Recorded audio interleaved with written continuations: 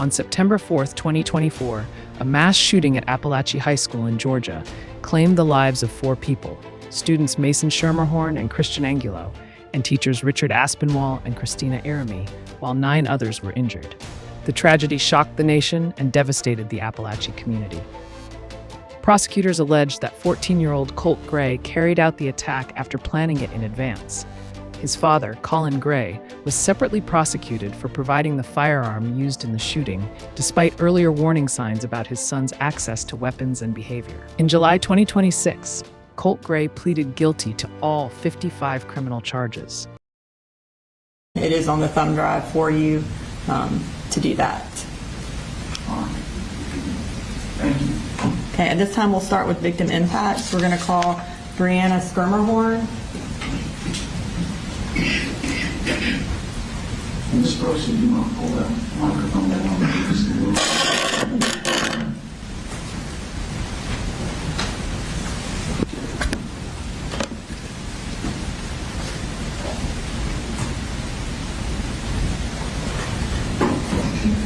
Just speaking that. Your Honor, do you want me to swear her in? We might as well. Please raise your right hand. Do you swear to tell the truth, the whole truth, and nothing but the truth, so help you God? I do. Can you just go ahead and introduce yourself to the court first? My name is Brianna Schermerhorn. And will you go ahead and tell the court what you would like him to know with regards to the sentencing of Colt Gray? I'm the mother of Mason Alexander Schermerhorn. Although Mason is no longer here physically, I'm continuing to learn from him. Mason was so much more than a victim. He was a son, brother, grandson, and friend. He was deeply loved. Mason was kind, compassionate, funny, and fiercely protective of others. As a child with exceptional needs, he understood what it felt like to struggle and be overlooked by others. Instead of becoming bitter, he became an advocate, not only for himself, but also for his friends. He made people that were typically unseen feel seen, accepted, and safe. Mason even became friends with children who started out as his bullies.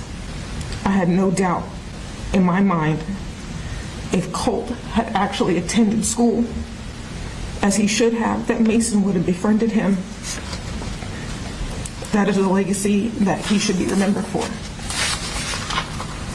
As much as I have felt that I needed to hold on to the hate that I have felt, I know that I can't. Not only for my own health, but how can I say love like Mason and hold on to that? So I'm choosing to continue to learn from Mason and honor his legacy. I want it to be very clear that I do not forgive Mr. Gray. However, I can acknowledge that there are 2 truths that can exist at the same time. The first is that the adults in that young man's life failed him. The people who should have protected, guided, recognized the warning signs and intervened when it mattered the most did not do what they should have done. They failed to give him the support, boundaries, and accountability that every child needs and deserves. That failure is real, and it is tragic. I can acknowledge that he was failed without excusing what he did. I can have the compassion for the child that he once was while holding him fully accountable for the choices that he made as a young man. And those things are not mutually exclusive. There's another truth that cannot be ignored. He knew the difference between right and wrong. He knew that bringing a weapon into a school was wrong. He knew that pulling that trigger was wrong. He knew that every choice he made that day would forever alter countless lives. The failures of the adults around him may explain parts of his story, but they do not excuse the decisions that he made. Those decisions were his and his alone, and because of those decisions, my Macy Mace is gone. My family, both biological and chosen, have been forced to endure horrors that no family should ever experience. A member of our family that has been an integral part of our village was who had to identify Mason in the school that day. That is an image that he will carry the rest of his life. He and another family member were in the room when we were told that Mason was gone. I can still remember the silence and the confirming nods by my family when I looked to them in utter disbelief, wishing it was untrue, and the heartbreak on my other children's faces. In that moment, our lives split into two parts, before September 4th and after. In one sentence, our future was stolen. Since Mason's death, I've had the privilege of spending a lot of time with the Angulo family and some of the victims, or I should say, I don't want to say victims, survivors. While each of our experiences are different, we are forever connected by the trauma that his choices caused. I have witnessed incredible strength, resilience, and courage in people who were never asked to carry this burden. None of us should know one another because of a school shooting. Yet here we are showing up, loving one another, and trying to rebuild lives that will never be the same. Colt didn't just take Mason's life that day. He took every birthday we would have celebrated, every holiday, every graduation, every milestone, every hug, every conversation, and every dream that he should have had the chance to live. Mason deserved to grow up. He deserved the chance to continue advocating for those that needed a voice. He deserved to become the man, husband, and dad that he was meant to be. Mason deserved a future, and we all deserved a future with Mason in it. And Colt took that from Mason and everyone who loved him. I hope that one day he truly understands the weight of what he chose to do, not because it will bring our loved ones back or erase the damage that he caused, because nothing ever will, but because genuine remorse begins when excuses end. Every morning I wake up to the reality that my son is gone. Every night I go to bed knowing that there is nothing I can do to change it.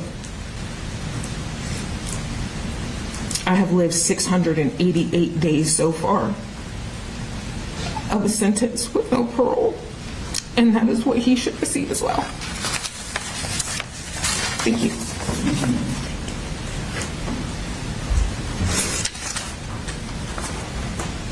We will next have Alana Skirmelhorn, Mason's sister. Did you have any questions, Mr. Allen? Not about me, Mr. Mayor. All right, if I forbid, you just speak up if you have any questions. Okay, if you decide you need to change it, that's okay. Go ahead and raise your right hand. Do you swear to tell the truth, the whole truth, and nothing but the truth, so help you God? Yes. Okay. Go ahead and speak into the microphone and introduce yourself to the court. My name's Alana Skirmelhorn Wallace. And can you tell the court what you would like him to know in the sentencing of the state of Georgia versus Colt Gray? Before I talk about what was taken from me, I want to talk about who Mason was. To the court, he may be known as one of the victims of September 4th, but to me, he was my little brother. Out of all my siblings, Mason and I were the closest in age, and because of that, I felt that we shared a bond unlike any other. We grew up together, we understood each other in ways that's hard to explain. He wasn't just my brother, but he's one of my best friends. Some of my favorite memories are simple ones. We spent countless hours playing video games together, whether it was Roblox, Minecraft, Genshin Impact, or whatever game we were obsessed with at the time. We always found a way to have fun together. If one of us couldn't beat a level, complete a quest, or figure something out, then we would jump in and help. We celebrated each other's victories, laughed at our mistakes, and never hesitated to help each other out. Looking back now, I realize the ordinary moments became some of the most meaningful moments I have. Mason had one of the brightest souls I've ever known. He saw the good in people, even when they couldn't see it in themselves. He coached kindness over anger. He believed people deserve second chances, even the people who bullied him. They eventually became his friends because that's just who Mason was. He didn't hold on to hate. He had a way of bringing out the good in others. He never judged people for their disabilities, the way they looked, where they came from, or anything that made them different. He accepted everyone exactly how they were. He treated everyone with the same kindness and respect because that's how he lived. Even during difficult times, Mason seemed to find some light. He had a way of making people smile, making situations feel less heavy, and reminding people around him that things would be okay. That is the person who's taken from us on that day. Not just the name in the courtroom, not just another victim in a headline, a little brother, a best friend, a great, compassionate, and genuinely good person who deserved the chance to keep growing into the incredible man he would have been today. September 4th, 2024, started like any other Wednesday. I actually woke up a little later than usual that morning. Mason and I went to different high schools, so by the time I got out of bed, he had already left for school. I never got to see him that morning or say goodbye like I normally did, which didn't seem like a big deal at the time. Around 10:52 that morning, everything changed. I was a student helper in one of the band classes helping a group of freshmen in a separate practice room when I got a text from my mom saying, "Are you okay? What's going on?" I didn't understand what she meant at the moment, so I ignored it, and I kept helping the students. And then, not even a minute later, someone came into the room and said we were going into lockdown. Rumors started spreading almost immediately. Students were shouting things out that they saw online, shooting at Apalachee. There are 5 shooters. Nobody knew what was true, what wasn't. We didn't know how serious it was. We didn't know if the danger was over. We didn't know if anyone had been hurt. We just waited. As the minutes passed, several of the freshmen came up to me because they were scared. They'd heard the attack mainly involved freshmen, and they were worried about their friends at Apalachee. I don't remember every conversation, but I remember one perfectly. One of the students looked at me, and he said that he was scared for his friends. I didn't know students and teachers. He said he was scared for his friends. Trying to confront him, I told him the chances of anyone in this room being directly affected are slim to none. And I believed it when I said it. At that point, I didn't know there were confirmed deaths. I didn't know students and teachers had been shot. I didn't know people were fighting for their lives in hospitals, also trying to calm a frightened freshman who was terrified about people who he cared about.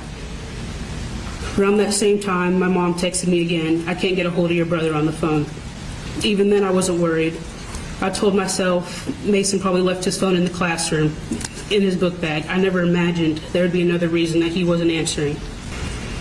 As the day went on, the room became quieter. The panic settled into silence as people played games while we waited to go home. During this time, my phone never stopped vibrating. Family members, friends, coworkers, everyone kept asking me the same question, has anyone found Mason? But no one could give an answer. At that point, someone from my work group chat sent a video of students being evacuated from Apalachee. And in the background, there's a body covered in the hallway that I later found out was Mason. That was the moment I realized this wasn't just another school lockdown. This was real, and I wanted nothing more to go home. Around 3:13 p.m., 2 minutes before the bell rang, I opened social media just to pass the time while we waited to be dismissed. Instead, I saw my sister's post saying that Mason did not make it out of the school alive that day.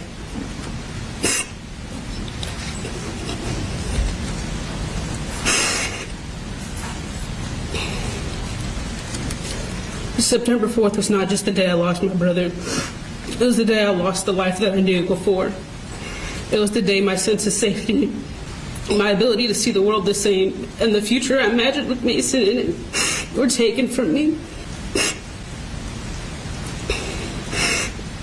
The hardest part is that the world kept moving after that day. People went back to school.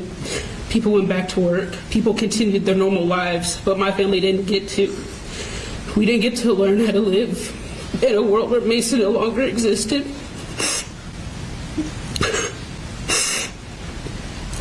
This experience has changed the way that I have seen safety.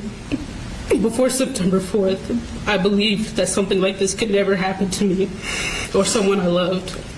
Schools where I went to learn, see friends, and make memories, but then it happened to Mason. Now every time I walk into a school building, a thought immediately crosses my mind.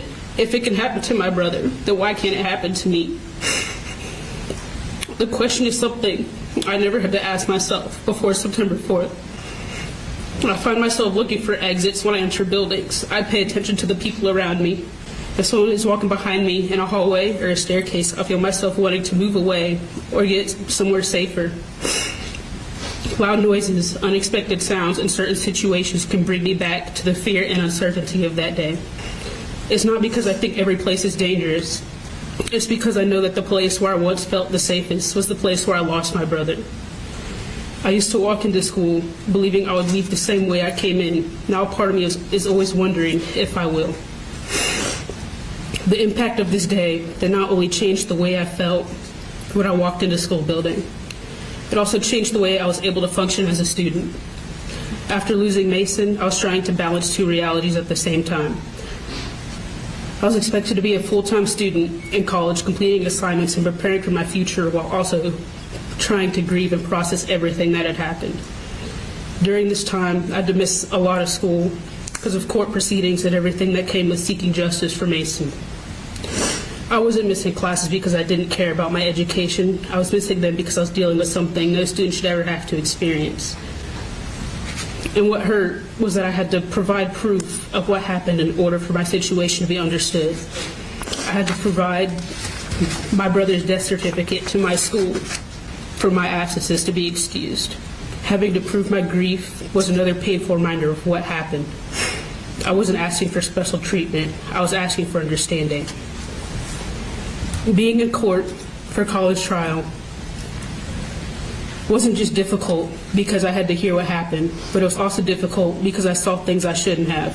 Throughout the case, I was exposed to multiple photographs, evidence, and video from the shooting. The close-ups of the bodies, the autopsy reports, and even the video of my brother's final moments. This isn't something that I can just forget. I replayed the video in my head all the time.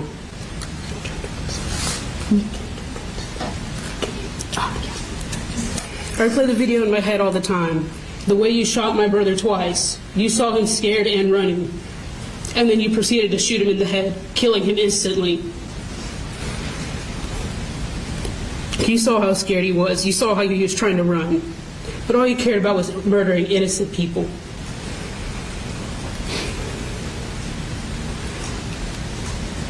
All you cared about was murdering innocent people because you want to be like your twisted-minded idol. But of course, the twisted-minded stuff doesn't end there. Because of the people on social media purposely finding my accounts, my videos talking about my brother, saying that he should have dodged the bullet or that he deserved what happened to him. I want you to understand something. What you did not end on September 4th, 2024. You may have pulled the trigger that day, but the pain you have caused has continued every single day since. You didn't just take my little brother from me. You took away him from my parents, my siblings, his classmates, his teachers, and everyone who loved him. You took away a future that Mason deserved to have, and I'm angry that you did that. I'm angry that I had to sit in the classroom comforting scared freshmen while not knowing you had already ended my brother's life. I'm angry that I had to walk into my own home knowing Mason would never walk through that door again. I'm angry that I had to see evidence from the worst day of my life and carry memories that nobody should ever have. I'm angry because none of this should ever happen. But I'm also angry at how cowardly you are. You sat there and you planned everything that you were going to do that day. You sat there and wrote down the amount of fatalities you wanted. You made sure that you packed everything that morning so you'd be ready. And then you sat in that stall preparing for what you were about to do. Instead of going through with this plan,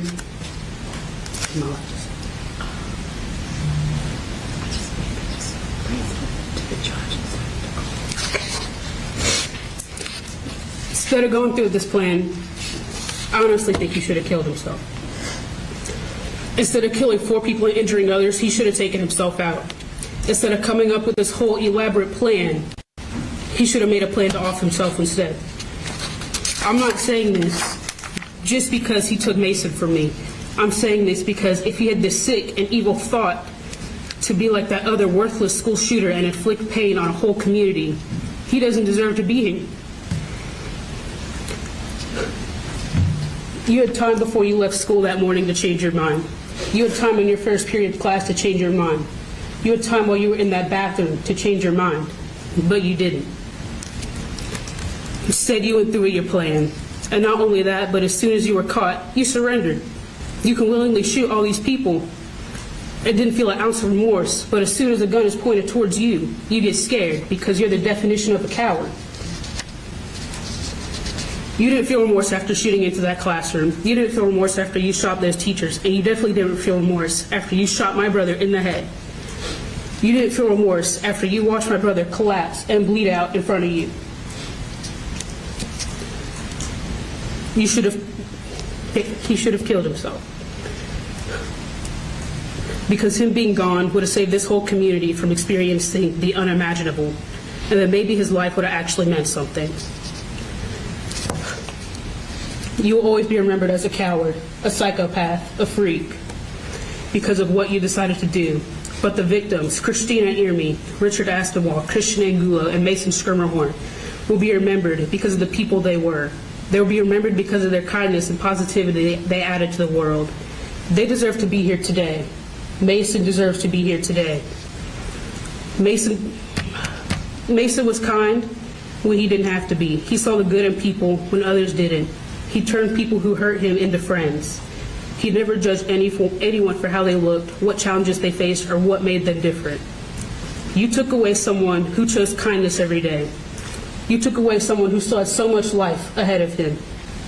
You took away the chance for me to see who my little brother would become. And that is something I can never get back. You will soon face the consequences of what you did, but my family will spend the rest of our lives facing the consequences of what you took from us. The difference is that you made a choice that day, but we did not choose this. Mr. Allen, do you have any questions? No. Judge Moore, present. Yes.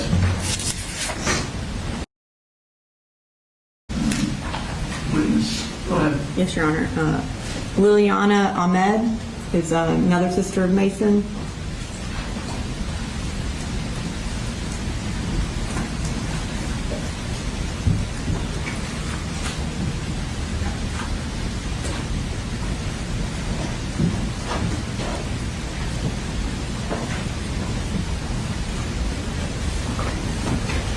And if you could raise your right hand. You swear to tell the truth, the whole truth, and nothing but the truth to help you God? Yes. Okay. And if you could just introduce yourself to the court. My name is Liliana Ahmed. I am the oldest sister of Mason Schermerhorn. And you can go ahead and tell the court what you would like him to know in regards to the sentencing of Colt Gray.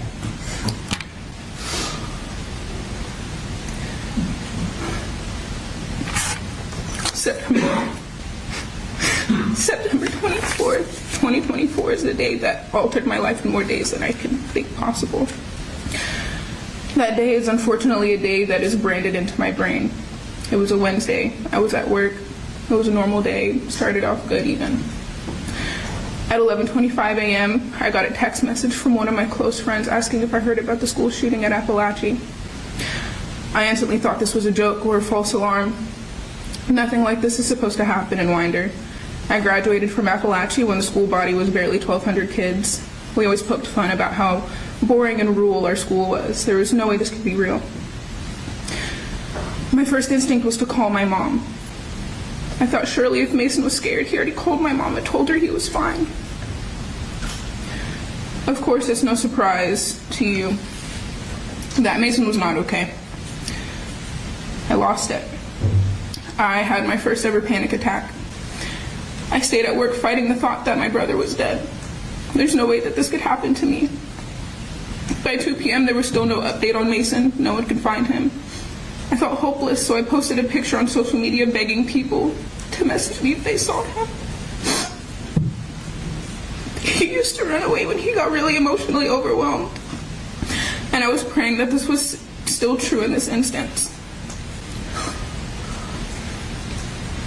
Praying that he was scared and hiding somewhere. From my car, I frantically called every single emergency room in Atlanta, Gwinnett, Barrow, and Clark Oconee counties to see if anyone had a John Doe that fit his description. No success. At this point, I was at home because I was holding out hope that Mason was okay.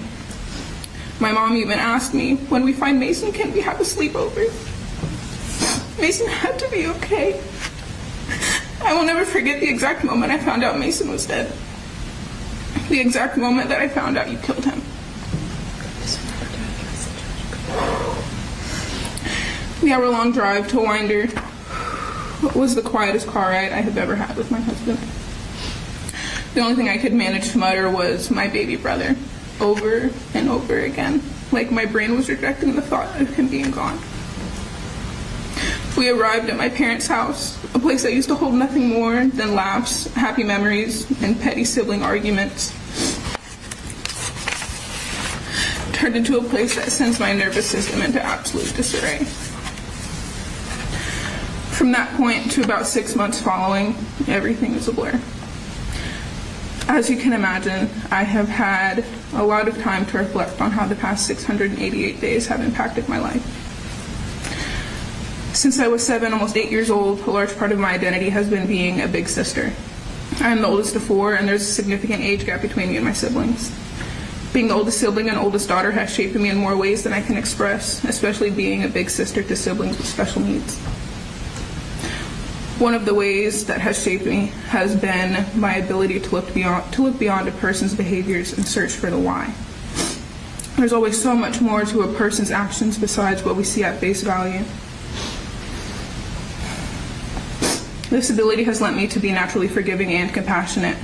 I've even dedicated my professional career to this ability my siblings have fostered in me. Whenever I come across a child that is met with any circumstance out of their control, whether it be a diagnosis or environment, I can't help but feel compassion. Admittedly, I feel compassion for Colt, and I hate that. He is a product of 2 people that did not deserve the privilege of bringing life into this world. His actions are a testament to that. He's broken. He made so many cries for help that were met with little to no action. He grew up around so much turmoil. He saw and experienced things that no child should even be able to imagine. He could have rebounded from all that. Instead, he decided to allow my baby brother to pay for the pain others caused him. He still had the ability to be resilient, but he chose to doom himself. He is ultimately a failure. Despite the little bit of compassion I do feel for him, being in the same room as him disgusts me. I know much is not known about Mason, so I would like to take some time to tell you all about him. Mason is a success story that Colt could have been. He struggled a lot in school. He had big emotions that he didn't know how to regulate. He was bullied. He had a cocktail of mental diagnoses from a young age. He had the ability to turn into Colt, but he didn't. He even spent the summer before his freshman year of high school being tutored through algebra because he was that determined to succeed. Teachers and students across all the schools Mason went to talk about how big of a heart he has, how he is so sweet, the kind of sweetness you don't expect from a 14-year-old boy. He spent most of his school years in more contained classrooms, but he had friends in special education and general education classes. He didn't care what someone looked like, what disability they did or didn't have. He was going to be friends with them, and he could have been he was friend to so many, and he could have been friend to one more had Colt not robbed himself of that. Mason would have loved him. My mom would have taken him in. My family's house could have been a haven for him, but he robbed himself of that. Not only did he rob himself of Mason, or rob himself of that experience, but he also robbed Mason. From a very young age, Mason wanted to be a family man. He wanted to have a wife, kids, he wanted to go to school and pursue a career. He even asked questions about God. All of these different parts of himself he didn't get to explore because of Colt, because of his pain. Because of him, my little brother Gavin has to grow up without his best friend. Because of him, my little sister Alana has to grow up without her best friend. Because of him, my mom has to live with 1/4 of her missing. Because of him, I have to live without the little boy that gave me so much purpose from such a young age. Because of him, laughing or having a good day feels like betrayal, because I feel like I shouldn't experience those things with my brother gone. Because of him, I get a pit in my stomach anytime I look at pictures of Mason. Because I know that's the only way I can see him now. Because of him, large crowds and gatherings make me anxious. Because of him, I'm forced to write in a journal when I want to talk to Mason because I don't want to miss any details for when I see him again. Because of him, my brother died alone and scared. He was the last person to see Mason alive, and you took him from us. All of this because people hurt him, and he felt like others needed to atone for it. All for what? Just to become another statistic. He has quite literally reduced his life to his failures and shortcomings. He could have made something of himself. He could have had a friend in Mason to lift him up. Instead, he made himself nothing more than another data point. I hope he lives with that for the rest of his life. I hope he remembers that he is insignificant. Despite him stealing the lives and innocence of so many people, their endings and this pain he caused will not define them. They will define him, however, and he will be forgotten. I hope he remembers that he did this to himself. I hope he remembers that any regret or remorse he feels is a privilege compared to the death sentence he gave my brother. I don't care what his sentence is, and I don't care what happens to him. It won't measure up to the sentence he gave my family. He stole my baby brother from me, and I don't forgive him. I hope the rest of his days are filled with remembering just how much of a waste he is.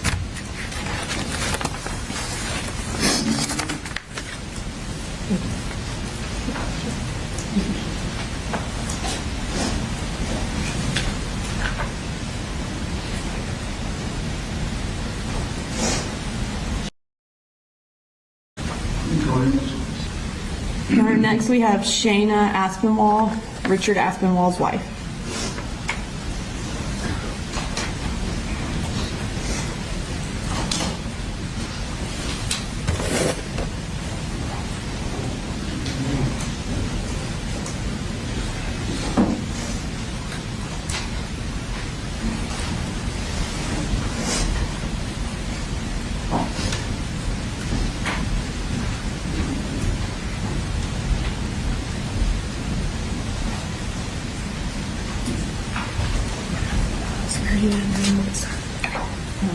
Can you please raise your right hand? Do you swear to tell the truth, the whole truth, and nothing but the truth to help you God? Yes, ma'am. And go ahead and introduce yourself to the court and then tell him what you would like him to know in the sentencing of Mr. Colt Gray. My name is Shayna Aspinwall. I am the wife of Ricky Aspinwall, who was murdered in the Apalachee High School shooting on September 4th.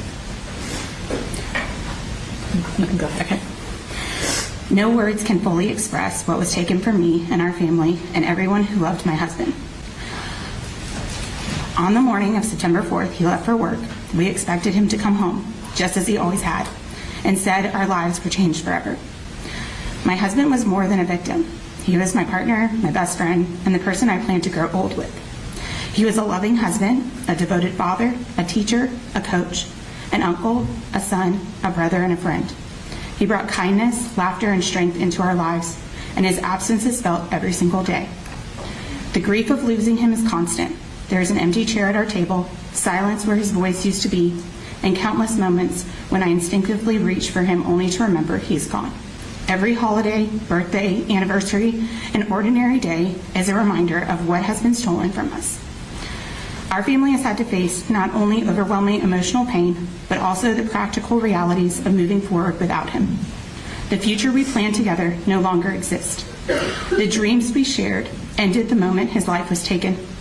Now, our daughters, who were 5 and 2 at the time, must grow up without their father. They will miss his guidance, his encouragement, his hugs, and all the milestones he should have been here to witness. Birthdays, graduations, weddings, and the everyday moments that make up a lifetime will forever be marked by his absence. No sentence the court imposes can bring my husband back.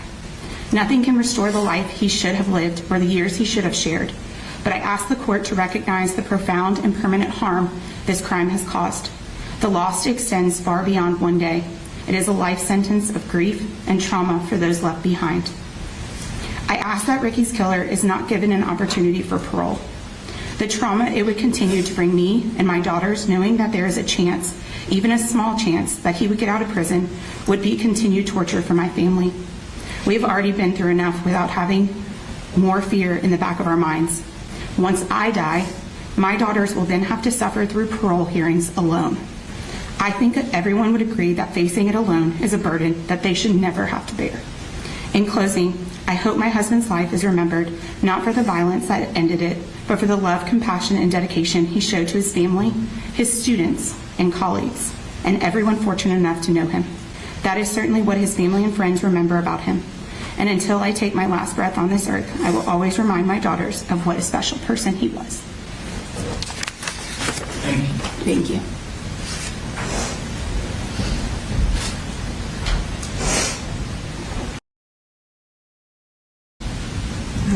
All right. Next, we have Ismail Angulo Jr. He is Christian's brother.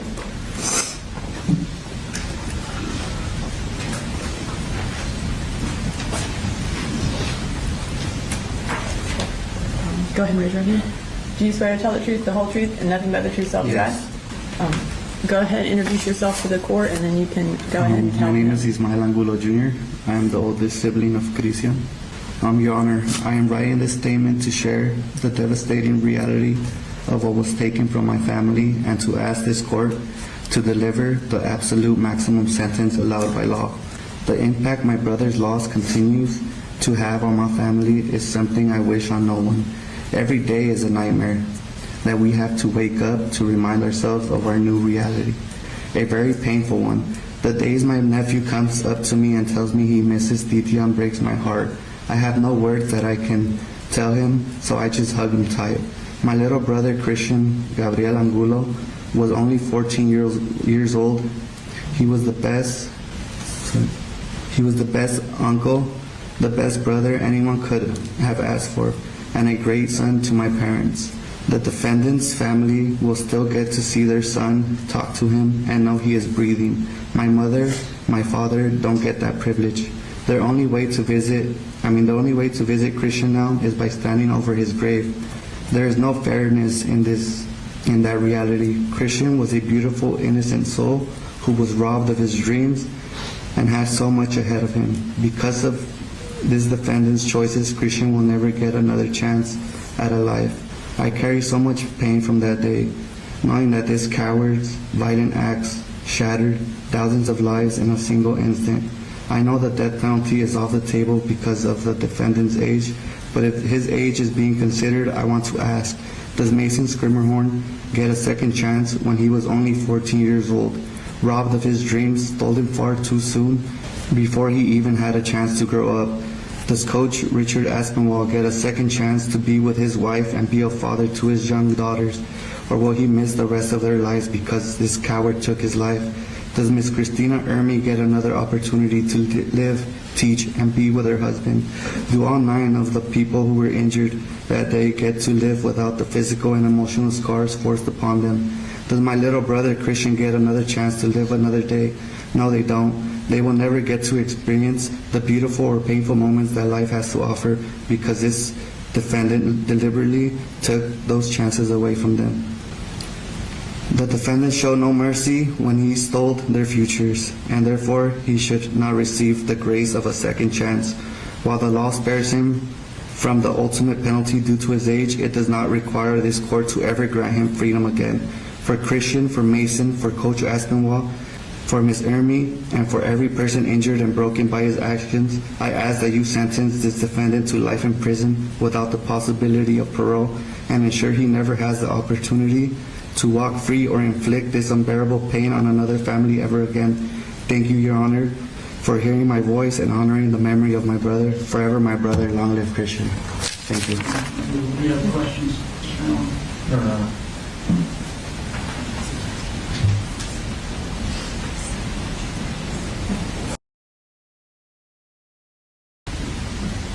And, Your Honor, I believe the next several are going to be juveniles, so just for the court's knowledge and for the media's knowledge of not photographing their faces.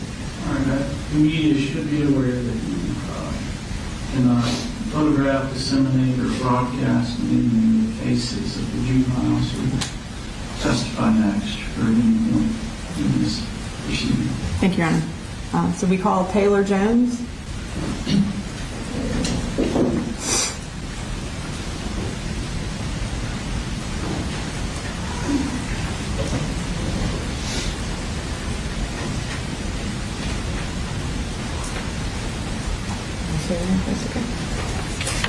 Go ahead and raise your right hand. Do you swear to tell the truth, the whole truth, nothing but the truth, so help you God? Yes. Okay. Go ahead and speak into the microphone and introduce yourself to the court. Good morning, Your Honor. My name is Taylor Jones, and I'm a student at Apalachee High School. Okay. And go ahead and tell him what you would like him to know in the sentencing of Mr. Colt Gray. On September 4th, 2024, I was really scared and confused because I saw a Colt standing in the doorway with a gun. After I heard the first first gunshot, I saw my teacher jump onto the floor, so I did too. And a few seconds later, I had realized I had been shot, and I immediately turned to my friend Landon, asking him to hold my hand. After the gunshot stopped, my friend came over to me, helping me in any way they could. I remember telling my friends to call my brother to let him know that I had been shot and I didn't know if I was going to make it. Right after that, I started having trouble staying awake. My friends were sitting with me, doing anything they could to help me stay awake. The next thing I remember is waking up in the helicopter. I was very terrified, and I started asking them to take me to the hospital. Once I got to Grady, I started having trouble staying awake again. When we landed, there were lots of doctors surrounding me. My memories after landing at Grady are not good, but I would be in and out of the hospital for 3 or 4 months. I required life-saving surgery and many more surgeries after that. I was in lots of pain, on many medications, and I was told that I might not be able to walk again. About a year later, I was able to walk again with support, and soon after that, I started walking on my own. As you all may know, not only did his actions affect me and my family that day, but it infected the entire Apalachee community. Although Colt's actions hurt me, I refused to give up. Every day I continued telling myself that I am strong and I am brave. After the shooting, I struggled with so much anxiety, and I felt like my life was completely over. I couldn't do anything a normal 14-year-old should be able to do. I wasn't able to go to school, so I switched to homebound where I met my teacher, Miss Harrington. She was the only person from the school to call and check up on me,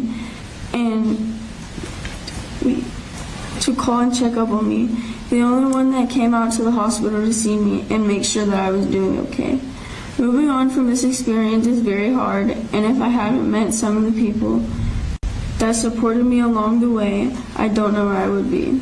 I've been going to physical therapy for almost 2 years now, and my therapist Jess has always made sure that I was okay and always comforted me when I was having rough days. This experience has been one of the hardest things anyone could go through, but I've learned so much from it. I hope my story makes Colt realize the horrible things that he has done and all the pain and suffering that he has caused. I hope my story brings light into someone else's story that's also gone through the same thing I've gone through and reminds them that they are not alone. A just outcome will help me finally begin to heal in peace. I hope that Colt is sentenced to life in prison without the chance of parole. Thank you.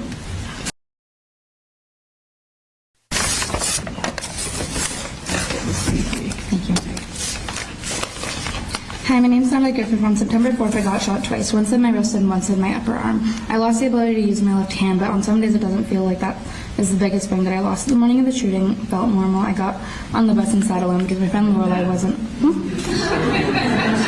Sorry.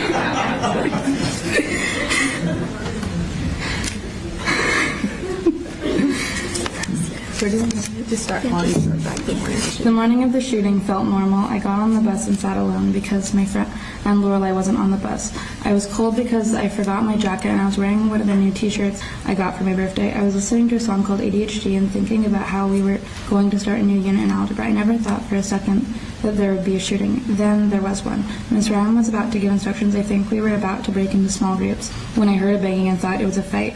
Never once did I think that it was a gun or a bullet. I never thought something like that would happen here. Those things happen in places where the sun doesn't shine as bright. Now, whenever I hear loud sounds, a door slamming, a book dropping, or people crowding and talking in another room, my mind immediately goes to the worst possible scenario. I wonder if there's a gun. I wonder if I need to run. I'm so very afraid of loud sounds, and I start to panic when I hear them. Some days when I think about the shooting, it feels like he killed me, even though I lived. The part of me that trusted people died, and I lost myself before the shooting.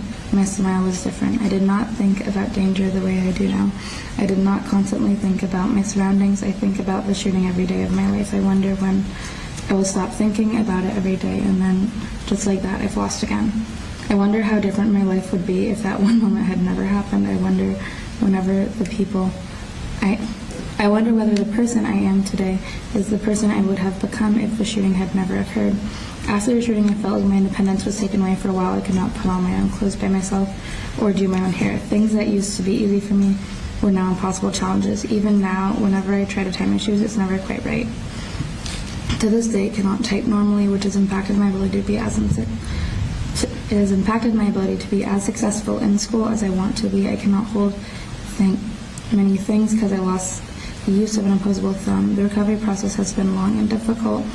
I had to undergo 2 different surgeries, attend physical therapy twice a week for the first year, and then once a week after that. Tasks that should be simple remain difficult. But this physical injuries are only part of what I lost. When everyone went back to school, I went back too. But not because I wanted to, but because I knew if I didn't, I never would. I wanted to be near my community, but going back also reminded me just how many things have changed. Physically, the shooting changed nearly every part of my life. I lost the use of my left arm. For a year, I could not cut my own food, and I had to rely on other people to help me. I lost the ability to play my flute, and I couldn't participate in marching band, which is one of my favorite things to do. I was in physical pain because my nerves were trying to heal, and I could not do the things I loved, like crocheting or playing video games. I remember sitting in my living room and crying because I was so frustrated, angry, and sad that the things I loved had been ripped away from me. The shooting was like an earthquake. My entire world was moved and rocked, and when it finished, nothing was in the same place it started. The strange thing is that for most people, the world kept going. There was no earthquake, and I think back to the day and become angry knowing my life was permanently changed by the decisions of one person. The shooting has affected how I look at my future. I'm limited in what jobs I can apply for because I do not have full use of my hand. I worry about what my life will be like years from now and whether it will ever feel normal. I think about the people who did not get to go on living. I think about Mason and Christian and their families. Their mothers both have 4 children, and now they only get to hug 3. They only get to talk to 3. I knew both boys since elementary school. I never expected them to not be here. Every day since the shooting, I've thought about what I would say to him. Every day I thought about if I had more time to speak to him on that day of the shooting, what would I have said? So I'd like to be able to do that now. I hate you and I'm mad at you because you had options. You had other options besides going in and killing a bunch of innocent people that did absolutely nothing to you. If you had waited maybe even 2 months, you would have found friends. I would have been your friend, and I know a bunch more people would have if you had just waited. I think you're entitled for doing the things that you have done, and I hope that every single day you think about the other options you could have had. I hope that 10 years from now you think, hey, I did this thing,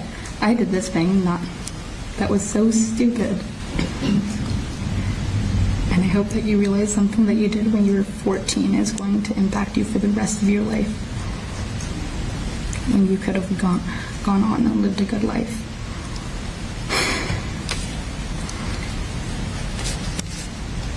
The shooting took much more than the use of my hand. It took my sense of safety, my independence, my trust, and a part of the person I used to be.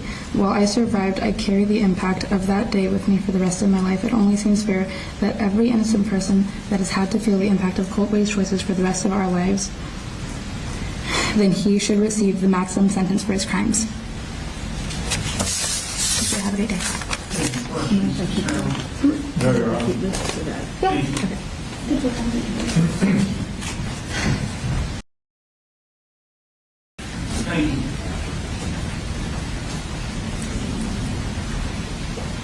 Your Honor, next, we're going to call Hayden Brown to give her victim impact statement.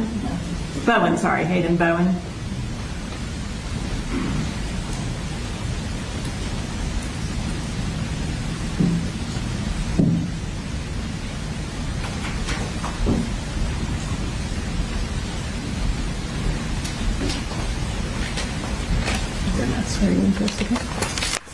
Go ahead and raise your right hand.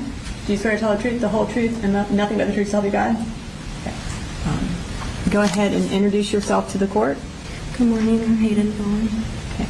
And go ahead and tell the court what you would like him to know about the sentencing of Colt Gray. It's okay. It's okay.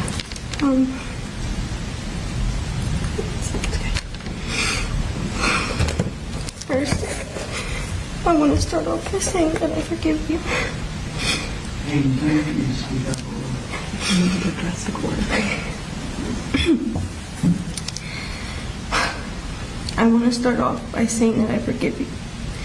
Not for you, but for me and my peace. What you went through at the hands of your parents was not okay, and I don't wish that on anyone. But it does not excuse what you did. It was not right. It completely changed my life. It disrupted not only me, but my family and our lives. My family is often anxious about me and constantly checking up on me because of how much it affected my life. I now live with fear lurking behind me everywhere I go. Everywhere. I have frequent panic attacks. I can't stay in places for too long. I can't go out anywhere. I can't even stay in my own bedroom without feeling fear. I'm not able to be a normal teenager anymore. Before all of this, my biggest concern was who's going to walk me to class. But now I can't go a second without having to think whether or not I'm going to be safe while trying to learn. Of course, I'm so angry. But I know my God, and evil never wins.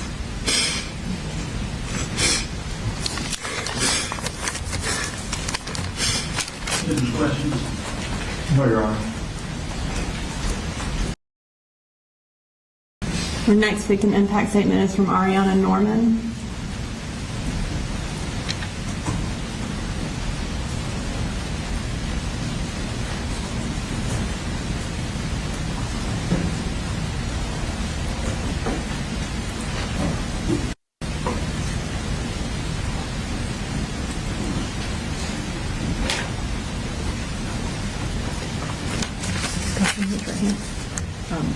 Do you swear to tell the truth, the whole truth, and nothing but the truth to help you God? I do. Go ahead and introduce yourself to the court, Your Honor, my name is Ariana Norman. and you can go ahead and tell him what you would like him to know about the sentencing hearing for Colt Gray. Your Honor, thank you for the opportunity to be able to speak today and share how September 4th has impacted me. My name is Ariana Norman, and I'm giving this statement regarding Colt Gray. September 4th is a day I will never look at the same again. It was a day where many people experienced chaos, high anxiety, and tragedy. September 4th was a day I should never have had to witness, and it has affected me and the Barrow County community deeply. This shooting has deeply affected my mental health. Since the September 4th shooting, I have been prescribed medication for anxiety because of my constant worry that something bad would happen again. I would often, after the shooting, wake up from nightmares and have to get help just to go back to sleep. Sometimes even just walking around my neighborhood months after the shooting, I found myself feeling like passing cars would harm me. Because of this, I no longer feel safe in my halls, which makes it hard to learn because I feel like I'm constantly looking over my shoulder, just waiting for something bad to happen. And any sort of loud noise always alerts me because I feel like something bad is going to happen. For example, I don't hear fireworks the same again because to me, they sound like gunshots. And when it's far away, it can be hard to tell the difference, which always gives me anxiety. And now I feel the need to identify an escape route everywhere I go because I get scared that I'm going to be trapped like I was on September 4th. The people at Apalachee could have been friends with Colt, but he decided to take a different route. And for this, he deserves whatever punishment he is giving. Thank you for listening. Any questions? No, Your Honor.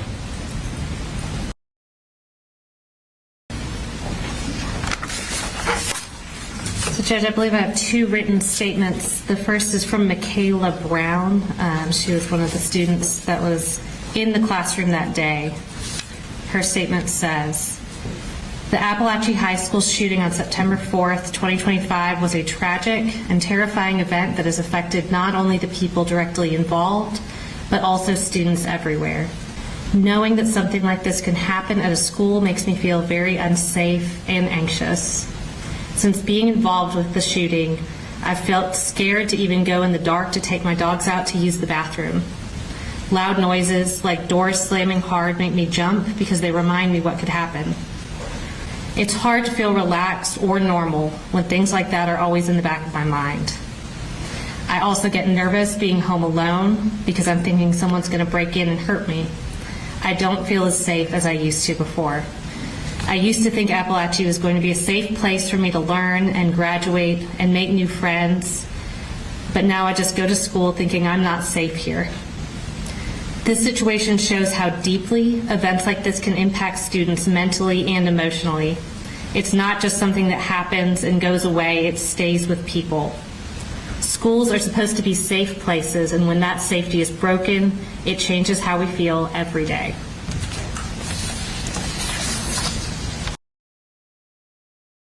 And Judge, the second statement is on behalf of Jackson Beaver, who was one of the individuals, one of the children that was injured in the classroom. It was prepared on behalf of him and his family, I believe prepared by his mother, Sarah Beaver. It says, Your Honor, I have struggled to find the words for today because there are no words that can fully explain what September 4th, 2024 took from so many people. I stand before you as the mother of a child who survived that day, but surviving is not the same as being untouched by it. As I prepared this statement, I found myself wrestling with emotions I never imagined I could hold at the same time. Part of me looks at the defendant and sees a 14-year-old boy. I see a child who somewhere along the way was failed by the very people and systems that were supposed to protect him. I see a child who deserved safety, love, guidance, and intervention long before violence became part of his story. I grieve for the innocence that was stolen from him before he ever walked into Apalachee High School.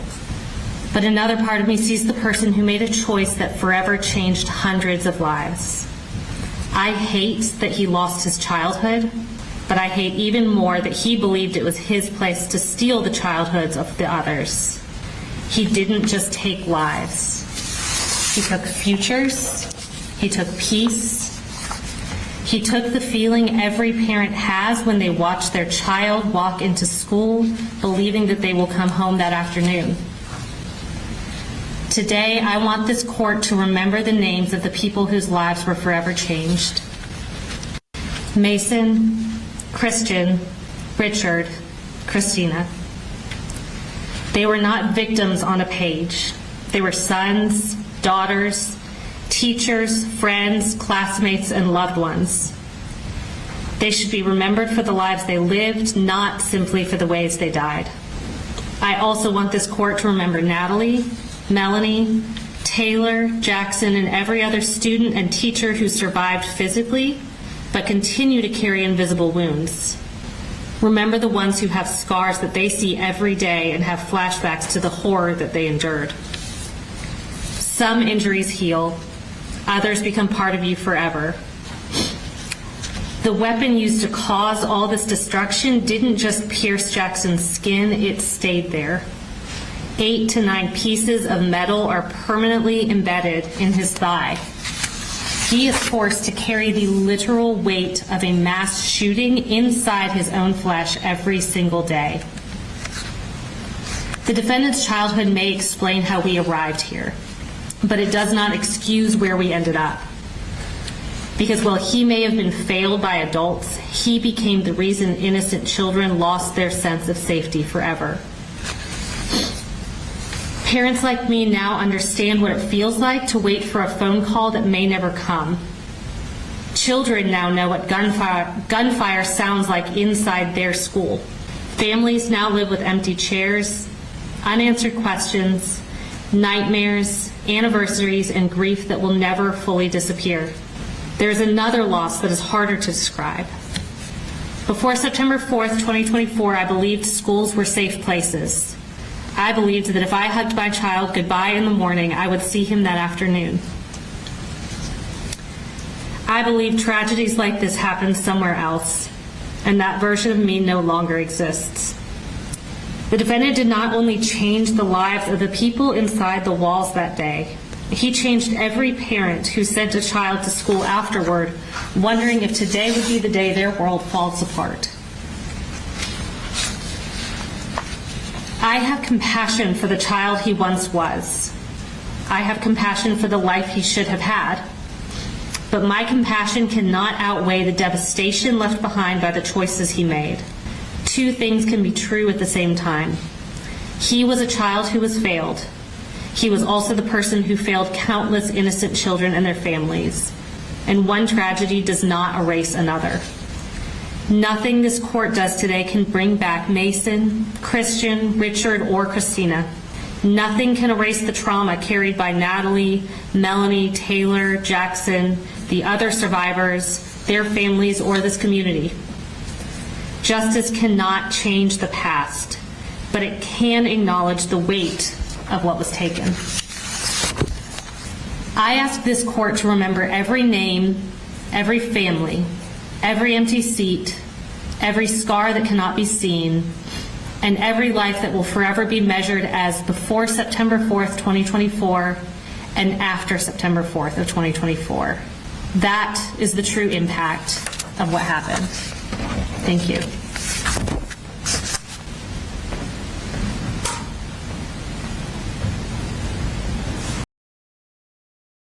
And we have one more victim impact statement from the principal of Apalachee, Jessica Graber.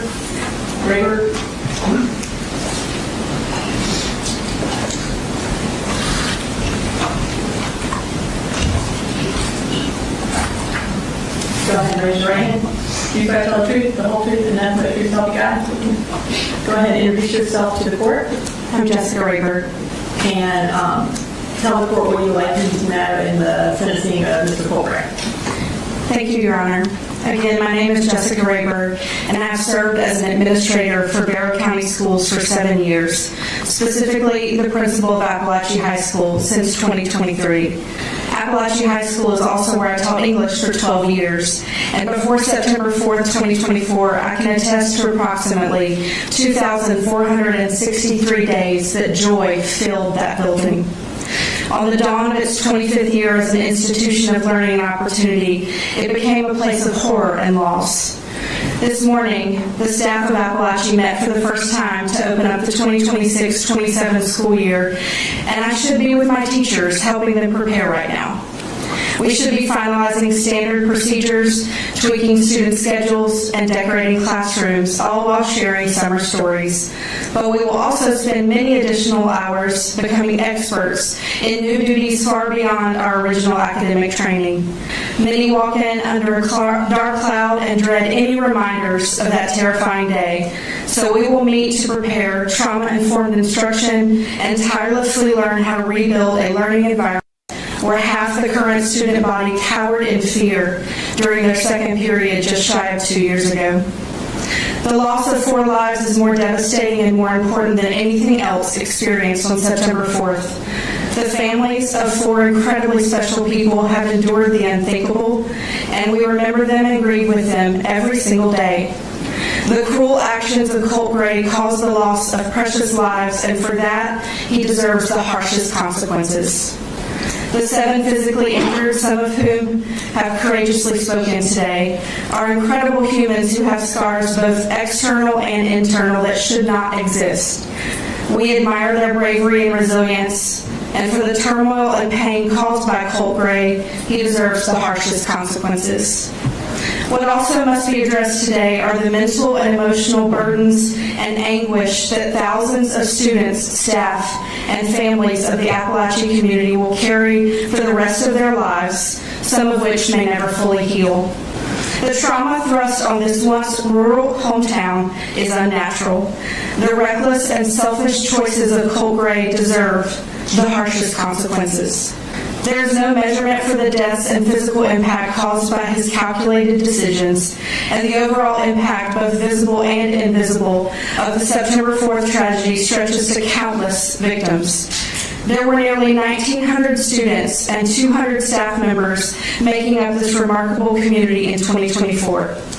There were 20 schools and programs in the Barrow County school system who locked down for hours, fearing the unknown and the worst.